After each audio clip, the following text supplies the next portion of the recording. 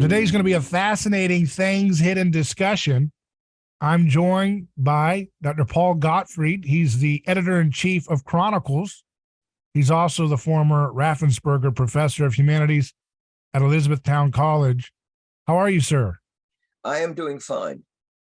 It's great to have you on the program. I saw you give a talk about the legacy of fusionism, which is this merger between this attempt to try to get traditional conservative virtues wedded to free market individualism.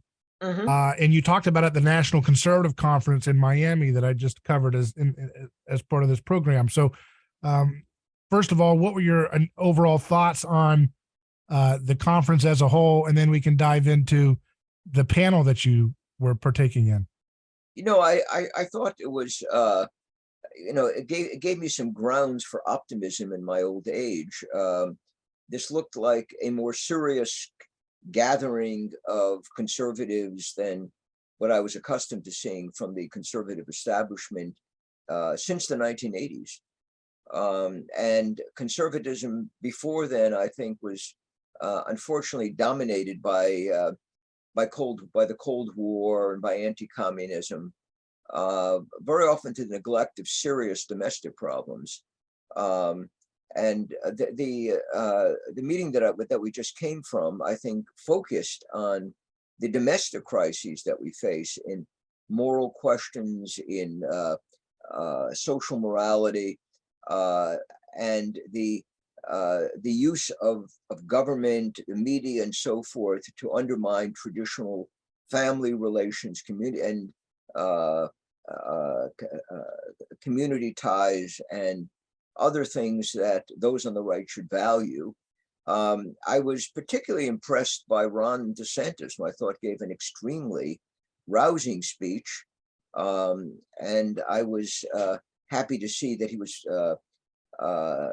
was calling attention to the need for a very well-considered strategy in dealing with the left. It's not a matter of Republicans winning elections and giving their friends tax breaks or spending more money on the military. It's a question of how we fight back against a left that is deeply entrenched in all the vital institutions in the United States and in those of other Western countries, which are much more advanced than we are along the path of woke radicalism. Right. Is woke radicalism just a feature of the Western project at this point? I mean, this idea of not just woke radicalism as the latest version, but just the general trend of things falling apart. That when you have a revolutionary origin to your project in America, and of course that's disputed. People were talking about that on your panel, actually. That when you have a revolutionary origin, it's going to eat itself at some point by another revolution. No, I think that's a hope we can hold out. That and for me, the hope is that the left will destroy itself because it's made up of disparate and ultimately conflicting elements. For instance, I don't see very much holding together LGBT and feminism to Black nationalism and Islamic fundamentalism, although they're all united, in their destruction of Western Christian bourgeois society. With gender roles, families, and so forth, but they're united for different reasons. The Muslim with the Black nationalist vision is, I assume, very different from what AOC wants, or Maxine Waters. It tries to combine them. She's a Black nationalist who's also a radical feminist. But I think there are conflicting elements within the leftist coalition, which may prove to be its undoing. The problem is it will fall apart, one day after it's destroyed everything that we value. But I also don't think, I've argued this before. I don't think this represents a recurrence of Marxism or anything, or Marxist socialism. I think this is much more dangerous because it is much more deeply embedded in Western institution than Marxism ever was.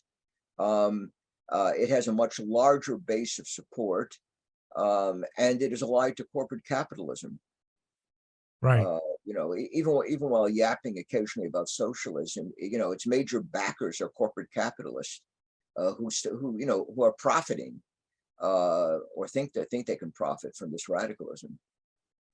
Yeah, and it has to discharge that energy constantly with new boundaries to dismantle. When you Right. started your work analyzing politics, did you ever imagine or did you see into the future that we'd be talking about castrating, young children because of their identity at this point in history in America? No, I certainly did not. You have to remember that when I'm 80 years old, when I started writing, in the late 1960s, this was unimaginable. The left to me were people who supported the Soviet Union, who were soft on communism, although they're not necessarily Marxists, but for one reason or the other, they chose to support the Soviet Union against the United States or the communist revolutionary world. Most of these people, if I remember, did not show any, sexual aberrations or anything of the kind. Many of them were ladies' men. Others were married with very bourgeois type families. The cultural radicalism that we're seeing now hardly I know people are going to say, well, Paul Goodman was a homosexual or something like that, but I just didn't see, or you had hippies living in communes, as a kind of social experiment. But most people who associated with the left seem to be very conservative in their social behavior compared to the woke left today. As I've argued, this is I can't say it's entirely different left. It is a left. It is socially revolutionary. It wants to destroy existing society. It is against Western particularity and radically egalitarian in its own way. So I think we're looking at it as part of the left, but it is also noticeably different from any left that I was writing about in the 1960s or 1970s. What do you see this new left as coming from the work of folks like Herbert Marcuse? That was your doctoral advisor. No, right? there's definitely a connection, but I think it's gone well beyond that. Right. For instance, the Frankfurt School, wanted to be tolerant of homosexuals. They considered homosexuality to be sexual deviance, like Freud. They never hid that fact. They would have considered homosexual marriage to be ridiculous. Now we have half the Republican Party signing up for this nonsense. They certainly were not in favor of transgendering people. I think even their feminism was much more limited than the feminism that we're seeing today. I think by the time you get to the second generation of the Frankfurt School, people like Jürgen Habermas, they tend to become more radical. Some of the students of Marcuse became more radical. But the first generation of the Frankfurt School was not as radical in social or cultural questions as the American political mainstream is today. So when you see do you still see that? So how much interaction did you have with Marcuse? Was it just very nominal, or how did that work? No. I was very impressed. I learned a lot of German philosophy from him. And, what he taught me was generally accurate, although it did come through a Marxist filter. Like, if you studied Hegel, you got Hegel plus Marx in the way he interpreted, let's say, Marx's phenomena or Hegel's phenomenology of the spirit or logic. You knew you were going to get this, but he obviously was very well schooled in all kinds of other humanities, and I learned a great deal from him. I did not really see his radical side, which I think manifested itself more fully after he left, the East Coast and went out to San Diego and taught there, and there he seemed to become very radicalized. And I think some of his students, his more radical students, like Professor Davis, sort of were part of that later West Coast experience. Um, what I saw, what I saw of Marcuse when I had him as a teacher, did not really reveal that that radical side. So, I recently spoke with, I don't know if you're familiar with the name, Dr. Ray Peat. He's a biologist and who talks about nutrition research a lot. Mhm. But he mentioned that, a lot of the intellectual vanguard, including folks like Chomsky, and I guess you could include Marcuse, were all promoted by the intelligence community to kind of co-opt the left and take it in a different direction that I guess would be more, interested more for its own interests in the state. Well, I think what I did, when I've argued this in my or presented this material in my book on anti-fascism, what you very definitely see is the American government leaned on some of these German radicals, like Marcuse, like Adorno, to understand Nazism and how to combat it ideologically. And then after the war, the United States promoted their ideas. Frankfurt School cultural Marxism, what's called cultural Marxism, a particularly good term, but the United States government promoted that in Germany. I argue in my book on anti-fascism, those ideas also established themselves in the United States during the fight against the Nazis, and then in the decade thereafter, so that people who were considered radical in German society became sort of mainstream in the United States. Right. Yeah, that makes sense. The kind of one of the overarching premises of my podcast program here is this idea that we live in a Christ haunted society. We live in a crucifixion haunted society. And that really helps you understand the animating energy of, the different projects that we've seen, radical movements in America, this idea of always being worried about, the victims and the scapegoats of our time. That gets us into kind of the ideas of Rene Girard.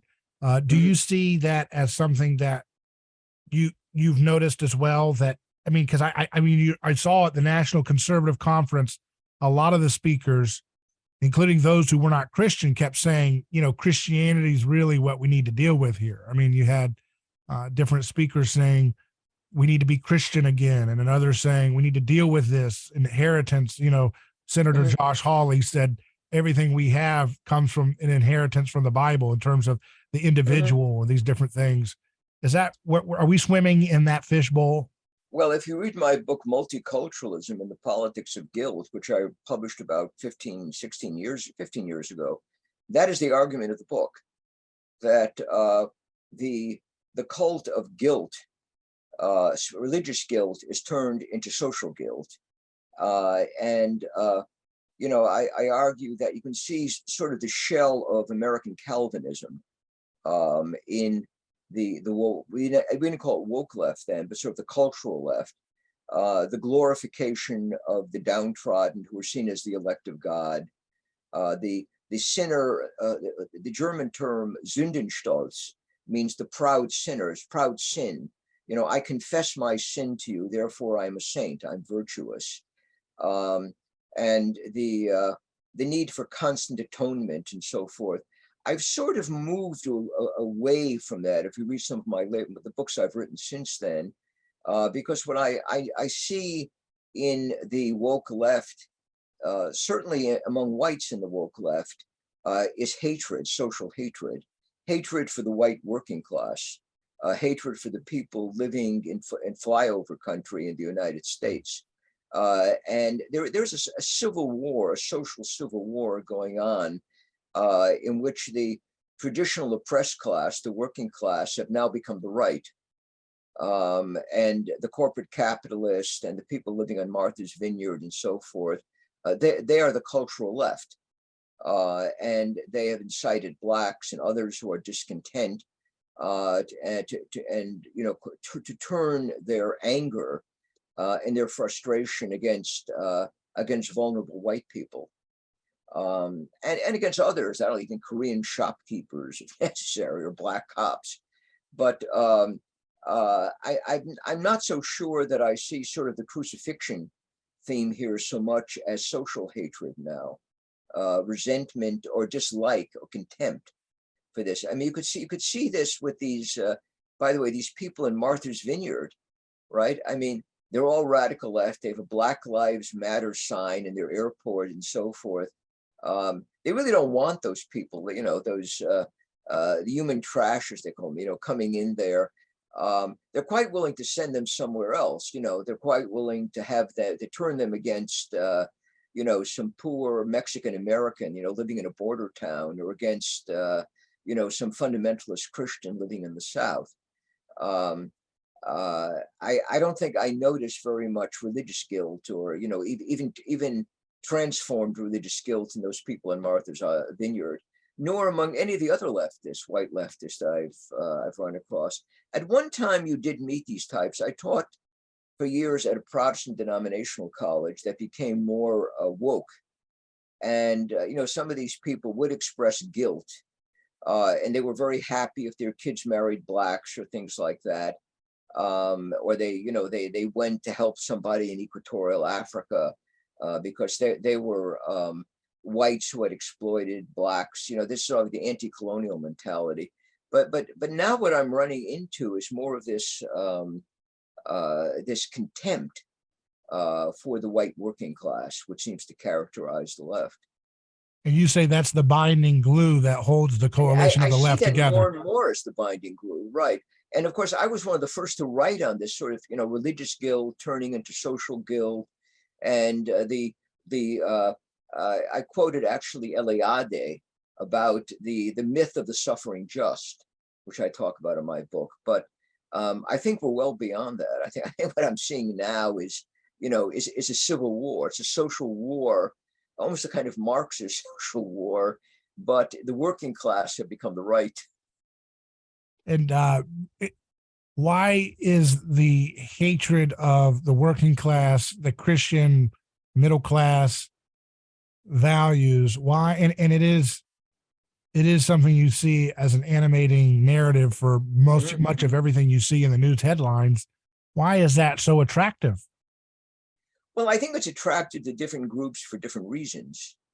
You know, if you are gay or transgendered or a radical feminist or something like that, you don't like these, you know, these Bible reading Christians living in the heartland, because you think that they judge you negatively, or their Bible teaches them, you know, not to respect your lifestyle.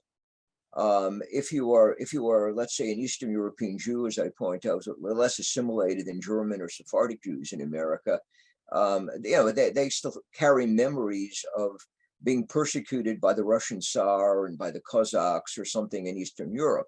So they bring those memories, which continues to radicalize them, except for the Orthodox Jews, who seem to be much more conservative because, well, among other reasons, because they're living in inner cities. If you are an Asian, you may, you know, not like these white people because, you know, you're told that they oppressed Asians at one time. And if you're Black, you don't like white people because they discriminated against you, or they're supposedly their grandparents discriminated against your grandparents, and they victimized them. So, you know, you have different groups that carry with them, you know, some sense of contempt or victimization mixed with contempt for the this. Then you simply have people who, you know, are trying to rise socially. They want jobs in corporations. They want their kids to attend Ivy League institutions, and then they take over woke beliefs really as a means of rising socially. Because, you know, there's those people on Martha's Vineyard, you know, they sound like Rachel Maddow, but the views they're expressing are the ones that are necessary for their own social ascendancy. So what makes that contempt a means of social ascendancy? You know, I mean, I'm sure there's resentments and contempt in different hierarchical in-group, out-groups in Saudi Arabia and Indonesia and Japan. what is it about us that in our culture that contempt gives you social ascendancy? Yeah, because you're showing contempt for people who are less well-educated, have earned less money, who hold reactionary values that you look down at, and which you do not associate with socially polite society or socially polite people, living in the right kind of society. The people. So Christianity is considered gross, or Christian values. Oh, absolutely. Gross. It's disgusting. Right, it's like a burp. Right. It's very uncouth. Right. Whereas, if your kid is being transgendered or is a lesbian marrying another lesbian, that shows that, that you have some social class.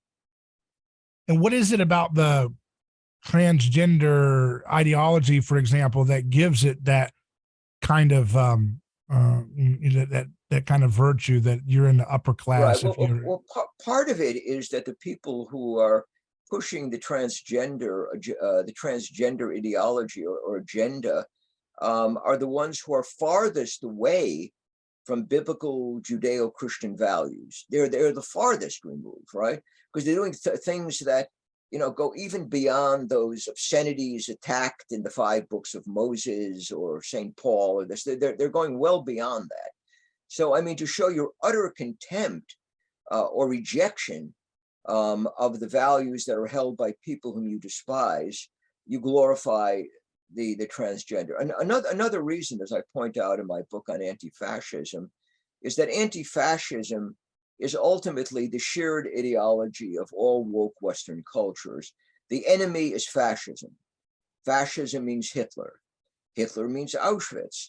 So if people do not, express your progressive values, obviously they're Hitler and they want to, commit mass extermination. So, but what makes fascism is that it discriminates against these underdogs, whether it's the gays or the Muslims or whoever, whomever we've decided to elevate as a victim. Also the fascists insist that people have fixed identities, right? So you're a male, you're a female, you're a Frenchman, you're a German, you're white, you're black. Whereas anti-fascism teaches you can be anything you want. You can keep changing your identity. With one exception, a white person cannot become black, right? I can change my gender, but for some reason I can't change my race. But what if you identify as, like, say, a Serengeti lion, and then you can say, I want traditional gender roles as the lion species? You could do that, right? That's like a loophole to get back into traditional gender differences. How do they accept those kind of frameworks? Well, no. You can't, because all traditional gender differences are evil in the Western world. Now, they don't, if you're a Muslim, you can have all the gender differences you want. You can live in a theocratic society, they're not going to condemn you. But Westerners are particularly guilty of fascism, because we had fascism in the West. We had Nazism in the West. So, we also had communism, but communism was good because, it was progressive. And most of the woke left is sympathetic to communism and to Castro and Che Guevara, even if they were homophobes and racist or whatever. Being a communist sort of gets you off the hook for them. But you're sort of, being in the West, you're sort of limited in your options. You have to reject traditional gender roles, right? Because gender roles are things that exist among West Virginia hillbillies who read the Bible and are fundamentalists. You don't want to do that. Right. And if you have a daughter who's a lesbian, that's even better, right? That gives you even more social advantage. Unless you have the wrong political views, right? Because if you have the wrong political views, all of that goes out the window, remember? Well, but it's unlikely, given these other things, you're going to have the wrong political views, right? Well, for example, Peter Thiel, he opened the National Conservative Conference, right? He identifies as gay, and he's an immigrant or son of immigrants, and yet he's considered not part of the LGBTQ community. Right. But he's sui generis. You can have people like that. There are exceptions to the rule. And as you said, he simply is not part of the LGBT community. They kicked him out. Right. And Candace Owens, she's getting, Herschel Walker. I mean, if you want to see how nasty the left really thinks about Yeah. black people, just look at how they talk about Herschel Walker every time he's tweeting or something. They'll say, "Oh, you're dumb, you're stupid, you're dumb." They love to pile on to someone like that. Well, unfortunately, he isn't very bright. I mean, I've heard him. He's probably not the strongest candidate they could have fielded. Mhm. But Warnock doesn't strike me as brilliant, nor does Stacey Abrams, although she's apparently writes pornographic novels. Nor does Maxine Waters, but obviously they all get a pass because they're on the left and they played the victimological card. So how do we create a cultural context in which this deep and abiding resentment and contempt can be fizzled out? Maybe is there a way to do that? Is there a way to create a culture where it kind of loses its luster to be so mean and aggressive? Well, no. I first of all, when you get someone like DeSantis is almost like a genius in dealing with this. Sending those people to Martha's Vineyard was an act of genius, right? Because you expose the utter hypocrisy, of the woke left, which favors, filling El Paso with these people. We don't want them anywhere near, their homes. And, the people joke about Kamala Harris wants all the illegals, and she supports these DAs who let people out of prison, but she has guards around her house. That's the border she wants to protect. What you have to do is continually expose that their hypocrisy. These people are liars, that they're full of contempt for ordinary human beings. And what happens if you continually expose them? Will that make the moderates just kind of move away generationally? I would hope so, if there are enough moderates who will move away. Another thing that DeSantis, is doing is trying to dislodge them from government and from the educational process. Just get them out if you can. And I think this has to be done methodically.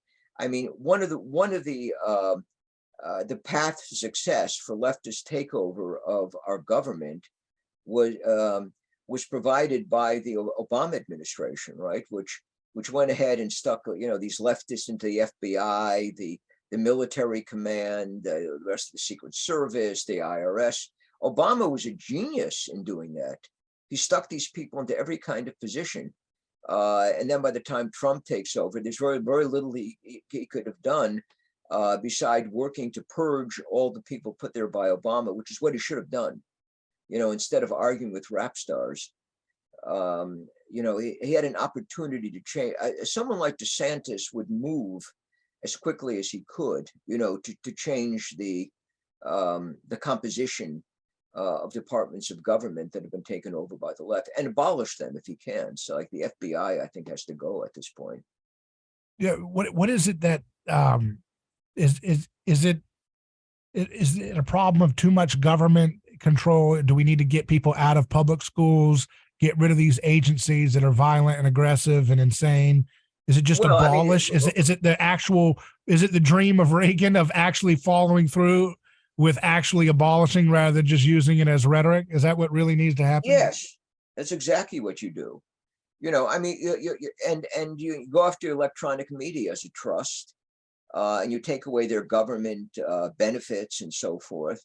And you also investigate them because they obviously have illegal ties to certain interests. They were doing what Fauci told them. They were canceling people. Zuckerberg was doing this, getting orders from the government, from Biden and so forth, while pretending to be some kind of independent news disseminating agency, which they're not. Yeah. I would hope that all these people would be investigated, and I would also like to say, universities, I think, have to be stripped of their some of their power. I mean, they too get all kinds of government advantages, and what they do is they work to radicalize this country in a woke direction. They're rather explicit about what they're doing. But And what's the ferment that gave the left so much institutional power? Is it just that they showed up and took over those institutions, or is there a cultural story that they're kind of parasitically using? I mean, that's my thesis. I well, I think, mean, you know, all of these things operate yeah, simultaneously, right? I mean, they've taken over the culture, they've shaped the culture. right, We have a kind of culture industry which operates in their behalf. They control the mainstream media, and they've been able to occupy the public administration at just about all levels. So that, he said, well, let's give back power to the state. You can give back power to the state of Pennsylvania, but you find the same people are working, right, in the state administrations as those whom you find in the federal administration. The same kind, right. you have the same politics. So, my view is you get rid of as many agencies as you can, and those that are absolutely essential or you can't get rid of, you work to change their composition. And you can lay off a lot of people, in the federal government. There really is turnover. There's limited contracts in many cases, and I think Trump missed many opportunities, probably to get rid of as much as a third of the leftists in public administration. Yeah, but I mean, they would have probably been even more violent and aggressive to him if he'd even touched one iota of their power. Yeah, I mean, but no, they could not have been any more violent and aggressive than they were, right? They're now going after DeSantis. Mhm. Saying, I mean, they'll go after anyone who stands in their way.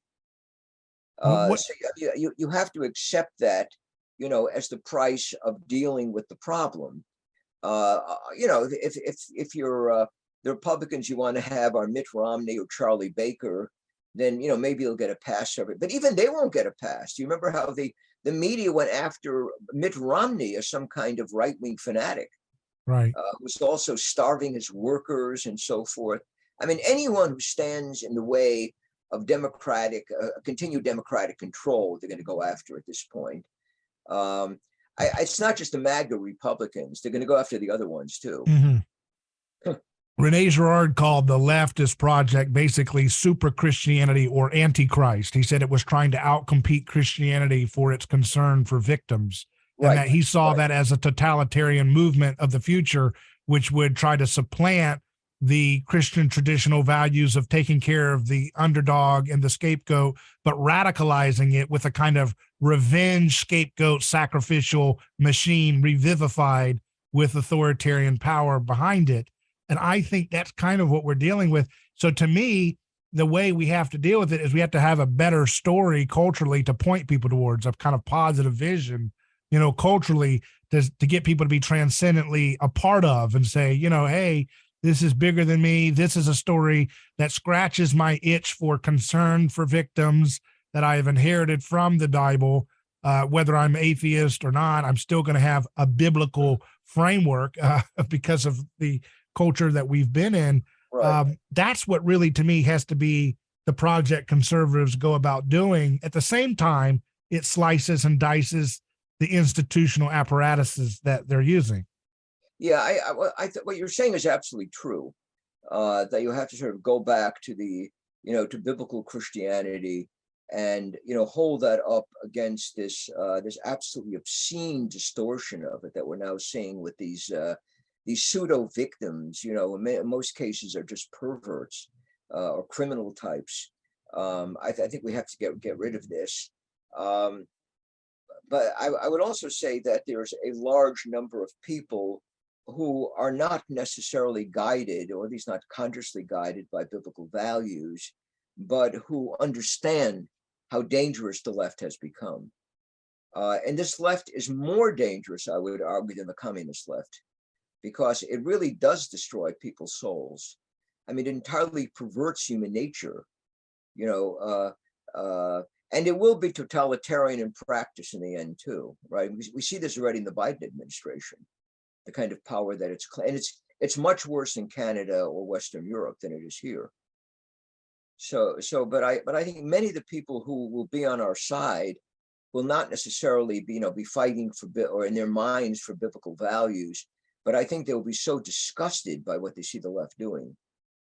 And what's going to make them recognize the disgust of what they're doing, because right now it seems like it seems like the culture kind of grades what the left does on a curve. Like it doesn't really, it gives them a pass to do things which are absolutely insane, really from just right. a basic ordinary Yeah, thought. but But not they're everybody. scared or something. I don't know if they're scared or they're in awe Yeah, or but not what. everybody buys into it. Not everybody wants their kids, transgendered or taught by these sex freaks, drag queens or drag, whatever they are. Many people are just disgusted, and not for conscious religious reasons. They're just morally disgusted. There's something viscerally disgusting about what they're saying. They also, I think, understand that their freedoms have been taken away. There's less and less of their life that they're able to control. And I think that this will generate opposition. It may not be the principal biblical opposition we're looking for, but it will generate opposition. And I think more and more Americans fall into that category. The groups that I think are really not going to come along are blacks, because they seem driven by hatred of white people, which the left continues to stoke. Assuming, of course, it'll never be turned against them. It'll only be turned against some poor white slob whom they don't like anyhow. That I think is a group we're not going to win. Another one is a college-educated women between 19 and 49 or something like that. I was looking at the demographic breakdown, and this group is politically very radical because of its education in quotations, right? They're willing. They seem to be absolutely hysterical that they're going to lose their right to abort their unborn up until the moment it comes out of the birth canal, and even the more moderate, pro-abortion laws that you have in Europe, which are up to 12 or 14 weeks, are not acceptable to these people. This is like a major voting issue. You can imagine how nutty these women have become. But I think that it'll take a long time to change that situation. I am very concerned about that voting bloc because it's one that traditionally has been conservative. I think like the suburban vote, and much of that suburban vote is these young women now, many of them have families, well as the unmarried ones. I know many of them have families, and they're quite radical. And they're very good mothers, but they're all in favor of anything the left want. Of course, their kids have not yet been transgendered, but I sort of wonder how they're going to react to that. But that is a voting bloc that does concern me. Most white males seem to have their heads on their shoulders. The same thing is true about more and more Asians and Hispanics in the United States. Blacks much less so. But yet Donald Trump, what was it, 20-something percent, 25.7% of the black vote? I think. No, he did not. I think he got about 11 or 12%. The second. Ron DeSantis, he got 27% of the black vote, and he had, I think it was, or let me look at and when he ran for governor, I remember. I'm going to have to check that, because that is higher than any Republican I know. When Tim Scott, who was a black Republican, ran in South Carolina, he only got 11% of the black vote. He probably won't get any more this time. And someone like, what's his name? McDonald, who's a very articulate black congressman from Naples, Florida. Almost all of his voters are white. Probably the only blacks he gets are his parents or something. I don't think they are really winnable. Okay, it says according to a CNN exit poll, this is the centersquare.com from November 27, 2018. It says that DeSantis got roughly 18% of the vote over Andrew Gillum. Of course, Andrew Gillum was running as a black Democrat. Right. And he got 18%. That is remarkable. DeSantis got 18%. So that would be like the highest. That's pretty good, and it was on school choice, they believe, was the real thing that was driving a lot of that. So I think that's progress, right? That's a good move, good movement.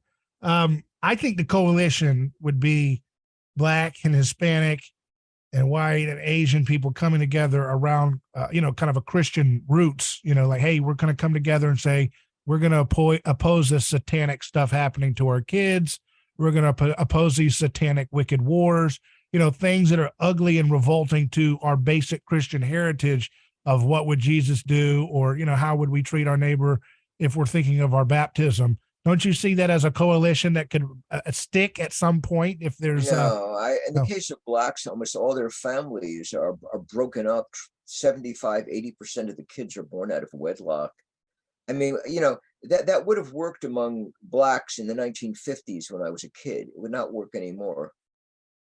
I mean, their society does not operate in a Christian way anymore.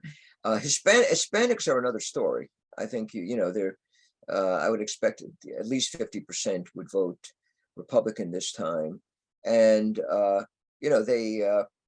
they do have very, very strong families, and they're cohesive families, and they go to church and so forth. So I think there's an opening with the Hispanics. I don't think there's much of an opening with Blacks. What do you think is the new frontier victim group that we haven't seen yet that will start to become the new thing? Because they can't stop where they're at. So in 5 years, what we're talking about now with normalizing the chemical castration of young children will be considered passe and conservative by whatever the left is proposing as normal in 5 years. What would that what's the frontier? What's left? I cannot imagine, a more distant frontier. And you're right. I mean, this is what I've argued. The conservative movement will take anything that was yesterday's leftism and say it's conservative. Yeah. They will do that. So I would expect it in fact, if you look at Fox News, they have people who are Caitlyn Jenner, and they have some other transgender there who argue against the chemical castration of children, but they're transgendered. So they have Republican transgendered with whom they're now allied. And a number of the people on Fox News are homosexuals, lesbians. So, I mean, it's not just Peter Thiel. They're accepted more and more of them in sort of leadership roles of the conservative movement. I'm just trying to imagine what boundaries that we can't think about being destroyed. One would be maybe normalizing the idea of murder being okay, that you get off not guilty. No, I think the other one, child pederasty will become okay. Right. Yeah, I think that's the next frontier. And I think also at the same time, they're going to have a child suffrage movement where children should have the right to vote at 10 years old. Well, they're already doing this. They're trying to lower the voting age to 16 or 12. They'll keep going too. I don't think they'll stop. I think they'll start they'll get it as young as they possibly can at this point. I'm waiting for my pet dachshund to receive the right to vote, and she's already 14. So soon. They will probably try that move. They'll probably try to emancipate pups from their collars and everything. Right. Because you have to keep going. You can't stop. I mean, they look around and they say, where is there a power differential? We have to break it. Right. As soon as that happens, anyone who does not enter this brave new world of radicalism or take the further step will be accused of Nazism or fascism or racism or anti-Semitism. As soon as you don't take the next leap forward, you say, gee, we like lesbianism, but you're transgendered maybe one step too far. Yeah. That makes you a bad person. Yeah. The conservative position will be, we think 16-year-olds should vote, but not 10-year-olds. And you're a fascist if you don't believe 10-year-olds. That's right.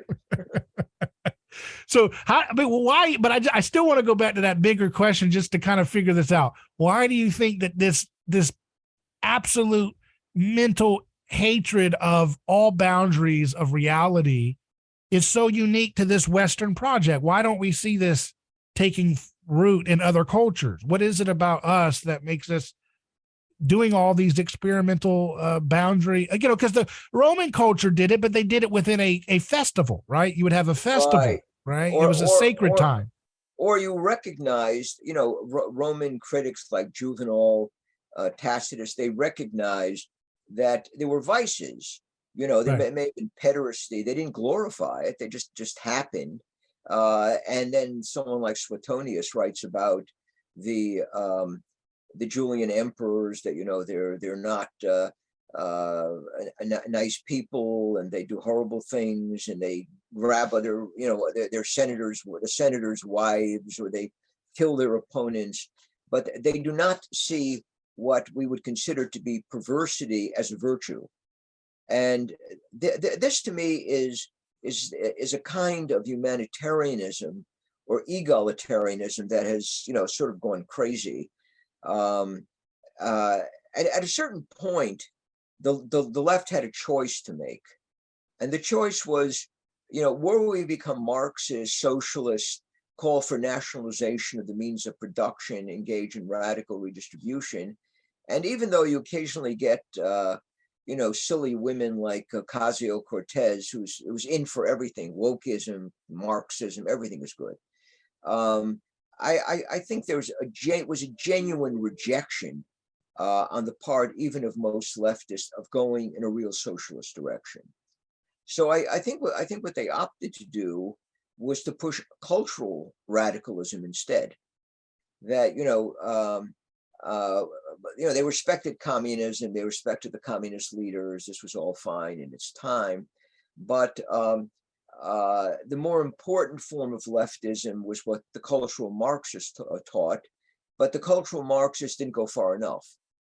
So we have to sort of push radicalism in a cultural and social direction, in a way that those groups that were victimized in the past, getting back to Rene Girard's idea of the victim, these people who were victimized in the past will now become the heroes.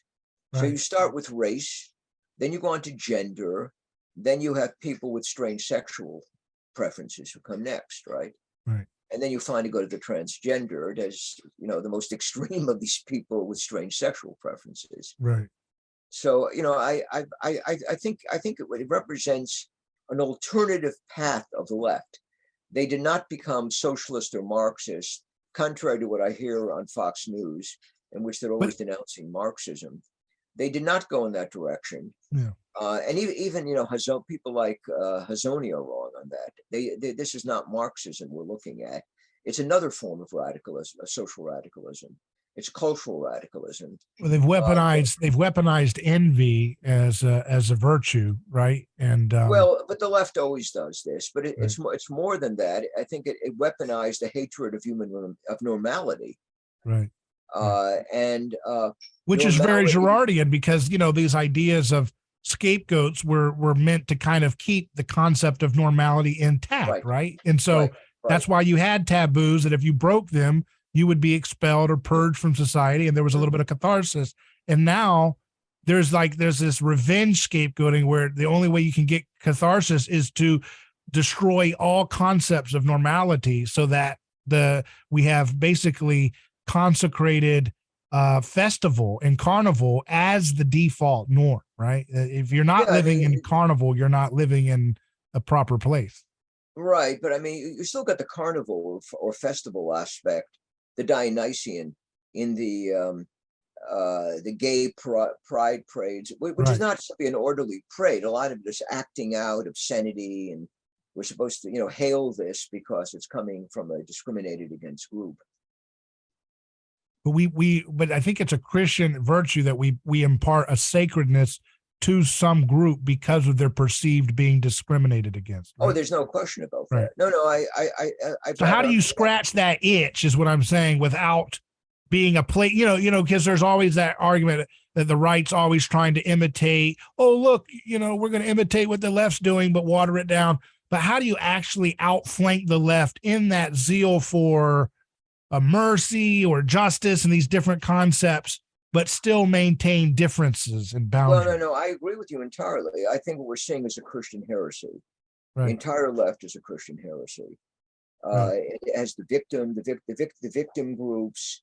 It has the final age, in which the evil people are all the bigots, who in this case are the biblical Christians, will be destroyed, and the virtuous, who are the homosexuals, the lesbians, the transgender, the pederasts, and by now, and they will all be vindicated in the fullness of time. So I think there is very definitely a kind of twisted or transfigured Christian theme which is operative in all of this. And I would also agree that the only way back is to restore some kind of normative Christianity, Right. instead of living with the heresy. Right.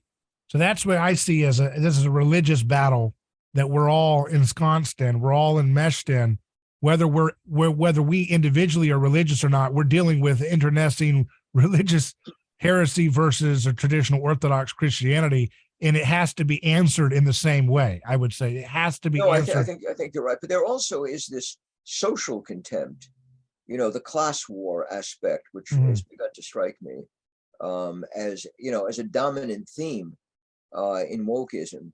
That I fully concede, and I wrote a book on this, on the use of Christian themes or the abuse of Christian themes in the woke left. But I think it's sort of gone beyond that, because it's a lot of this virtue signaling is really aimed.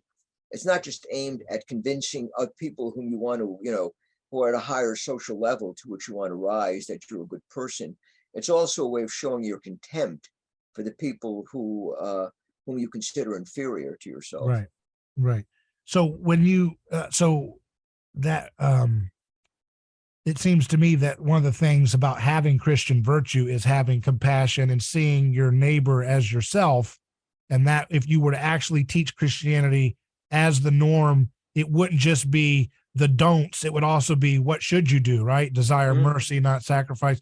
These things would leaven the culture to kind of undermine that kind of viciousness of wanting to, mock people who are poorer than you or less powerful than you, right? That's the idea. I see this as an ultimate solution, but I think in the meantime, the left has to be brought down.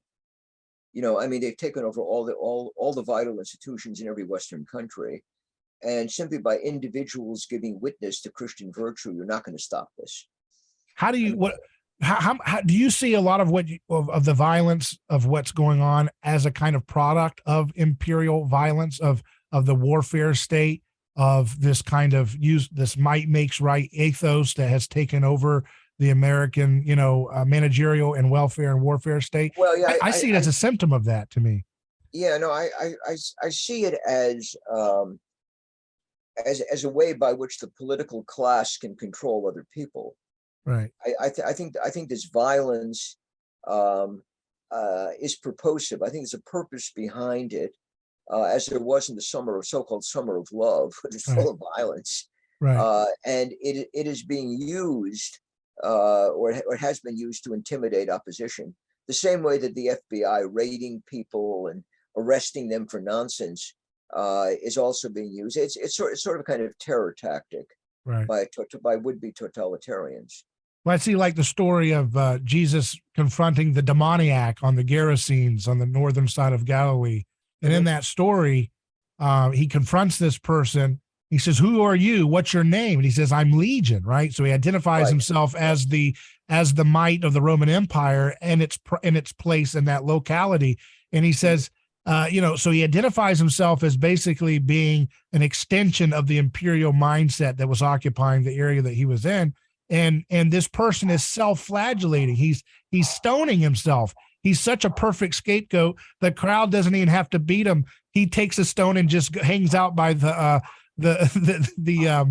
graveyard and beats himself and wails all day. So he's like on perpetual autopilot, self-flagellation, and the town is terrified when he's healed. And I kind of feel like that's where we're at today, where we're possessed by an imperial mindset, and it makes us self-flagellate, self-stone as a form of kind of victim garbed social ascendancy. You got to beat yourself in order to, I'm an ally of victims, or I've got these different external identity markers, which makes me a victim. And the more I have those, the more I'm able to function and maintain my place. I think we're possessed by that kind of self-hatred that individual was in that story. I think that's an element.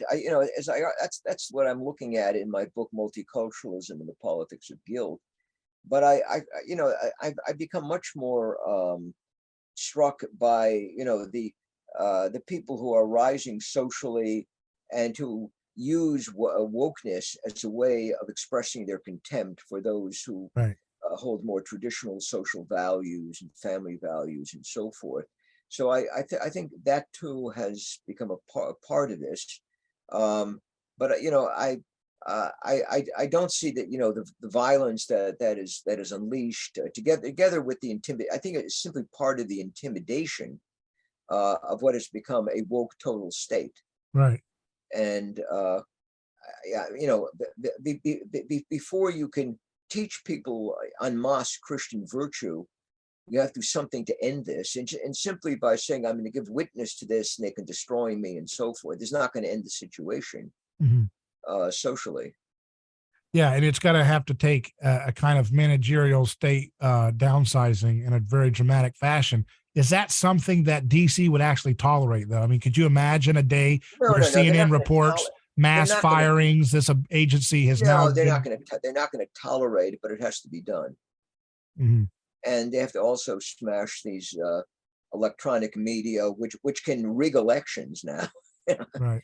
No, I mean, these large power blocks, which basically run everything, in the name of liberal democracy, I mean, they have to be broken. Right. And I'm quite willing to use an authoritarian right-wing regime if necessary to do it, because there is no other way out. Is that, in an ironic way, kind of a form of fusionism, isn't it? This idea of using traditional conservative virtues wedded to a downsizing of the managerial state in order to get liberties back, right? Yeah, Murray Rothbard used to joke, through fascism to liberty or something like that. I mean, you have to do something to smash this power block, because they're very dangerous. Yeah. I also believe if we smash that power block here, it'll be weaker everywhere else, because we are the world's major power. The other countries are like satellites of the United States. I mean, the Canadians do exactly what we do, like 1 week later, and usually in a more extreme form.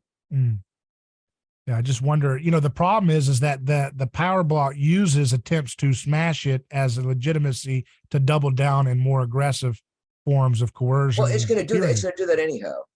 Right. I mean, that's all in the future. They're going to do that, and they're doing more and more. I mean, the speech by Biden, which I'm sure he didn't write because he's totally senile, but the speech that he read about the enemies of the state, we're enemies of the state now. And the 83,000 people working for the IRS will be used against political opponents of the regime, as will the FBI. Right. So it's about using. So what I'm trying to understand is in terms of smashing power, is it about taking the IRS and then turning those 83,000 agents or hiring another 83,000 to go after and investigate all of these subversive liberals? What does it really look like? No, you get rid of these people. I mean, as soon as you can get rid of them legally, right? Because they have, their contracts expire. You also urge them to look for jobs somewhere else. You don't throw them in prison. That's what the left is doing. You don't throw them in prison. You just fire them. They'll be unhappy. Fine, they'll be unhappy. You get the kind of behavior that we saw during the Summer of Love. You send in the National Guard and smash it at once. You don't let them get away. I mean, they behave like the Nazis in Germany in the 1920s, and they get away with this stuff. Do you think that the warfare machine is the first thing that needs to be repealed if there's an attempt to really do this right in terms of? No, I mean, we do need military forces, but we have to change the people in command positions who were put there by Obama and other Democrats, because they're far leftist, they're woke, they favor people with strange sexual habits, they're anti-white male. You don't want them there, because the military will be, if it works, will be primarily sort of tough young white males, maybe some black males, but I mean, you can't have this woke military. This all has to go, and the people in charge of it have to be removed. It doesn't mean you remove everybody, you just remove the people at the top. And in many cases, the president can make these decisions.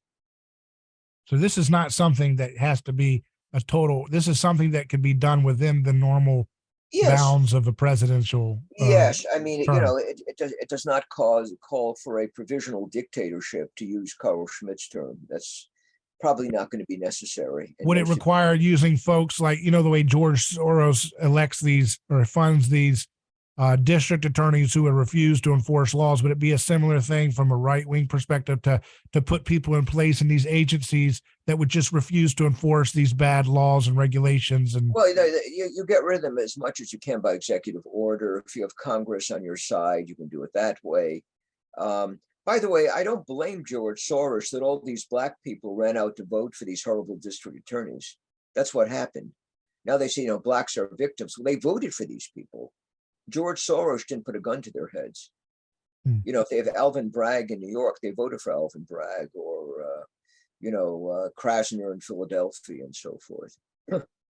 right. So my sympathy for racial minorities that are suffering under these people, is limited, because these are democratic choices they made.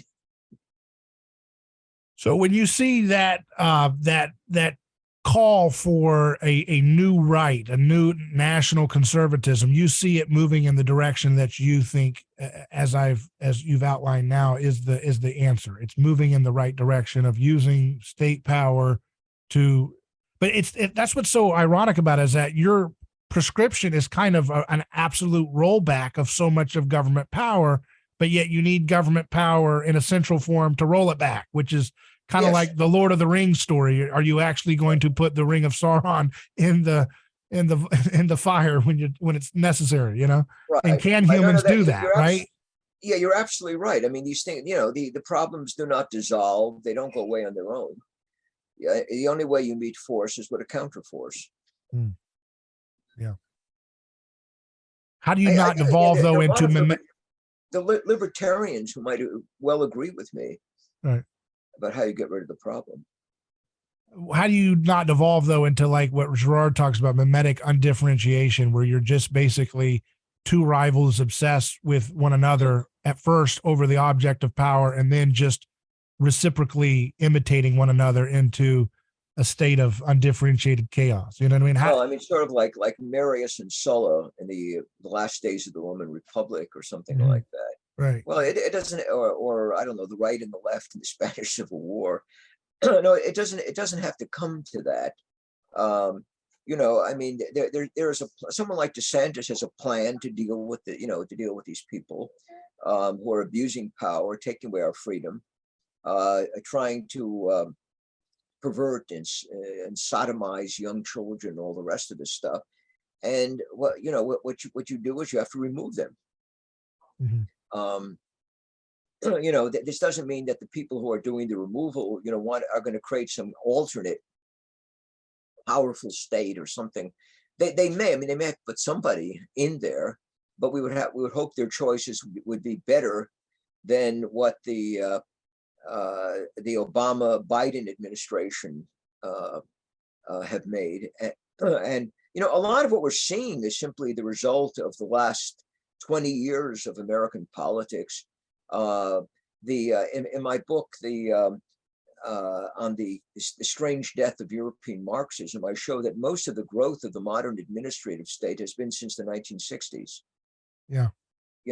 And we're not talking about that long a period of time. The wokeness has come along in the last 20 to 30 years. So, it's, we're not removing deeply entrenched and ancient institutions, when we address these problems. Right. And it's one of those things that it may be an actual downsizing, but I want to ask also, a lot of folks have said, well, you can't play by principles if you're conservative. That's the loser's game. The left doesn't play by any rules. It's power, it's power, it's power. And the right needs to lose its little antiquated gentleman's game of principles and decorum and so forth. I know decorum is different from principles, but in general, do you agree with that it's time to throw out the rules and just punch as hard as they punch, or punch harder than they punch, and don't play by rules and don't worry about principles and rights and things or whatever? I mean, like, how far do you go in that fight to get? Well, I know Okay. you interviewed my young assistant editor, Pedro Gonzalez, and Yeah, that is Pedro's position. Okay. right. Um, my position is similar, but not quite as extreme. I would say that, when you can play by the rules and, while engaging the problem, do so. If a point is reached at which you cannot play by the rules, don't play by them. The left is not playing by the rules. It's sort of like that, if you fight a war against a vicious, aggressive enemy, you play by, medieval rules or early modern notions uh,